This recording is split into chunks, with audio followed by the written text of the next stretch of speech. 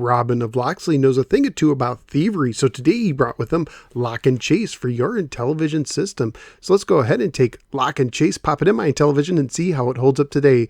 Let's go to the game.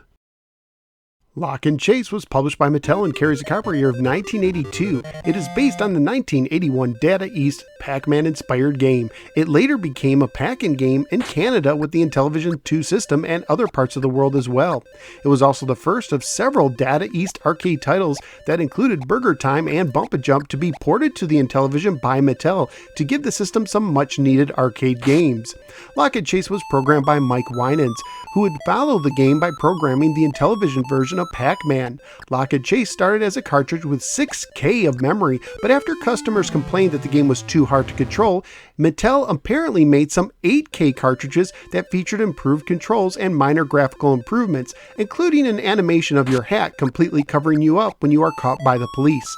However, this version, if it was released, appears to be very rare, as I could not find any confirmed cases of anyone actually finding a physical cartridge, so this review will be based on the standard 6K release. According to the manual, your thief's robbing a local bank. Police are in hot pursuit. Make tracks down the vault corridors. Swipe gold coins and other treasures as you go. Keep one step ahead of the law. Lock doors and throw the cops off your trail. Collide with a cop and he's caught. Keep on the run. Lock and Chase is a Pac-Man style maze game for 1 or 2 players alternating. You use the controller to pick one of 4 game speeds, pressing 3 for the slowest, 2 for slow, 1 for fast, and the disc itself for the fastest speed. Personally, I recommend the fast game.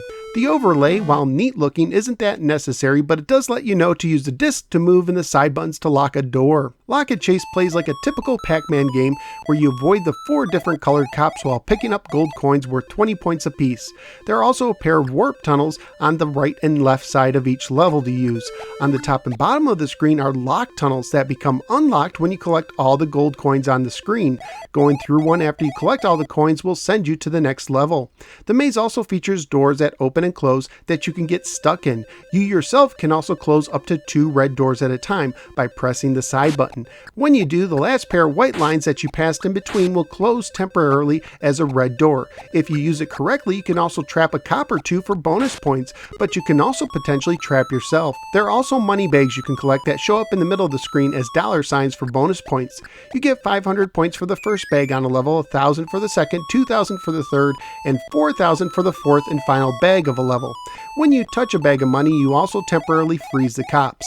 Just like the bonus fruit in Pac-Man, you can also pick up special objects such as hats, crowns, and briefcases for various bonus points. You get 5 lives per game and a bonus life at 20,000 points. You lose a life whenever you touch a cop, but due to a glitch, you can occasionally pass through a cop unharmed. According to the manual, when you get to 100,000 points, the speed of the game increases to the fastest possible, and when you reach 300,000 points, the score will roll over.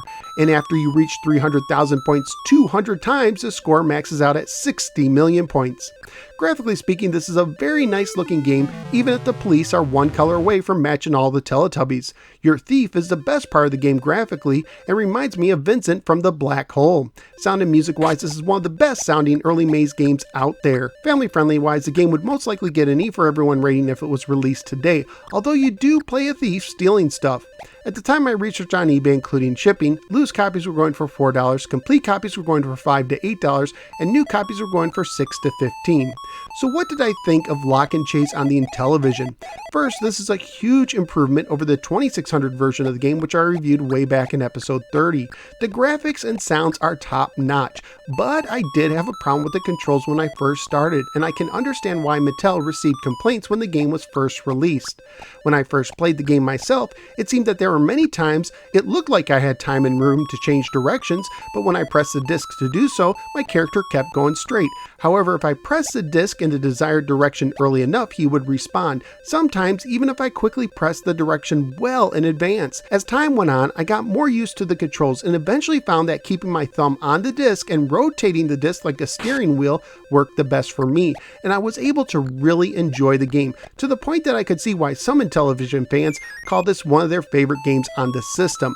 So where am I going to rank Lock and Chase? This one's going to be pretty high. I do like Burger Time more at number 1, but I will actually put this over Whitewater at number 2. So out of the 16 games I've now ranked on the Intellivision, Lock and Chase is locking up the 2 position. The controls could have been tighter, but once you get used to them, Lock and Chase becomes a worthy addition to any Intellivision collection.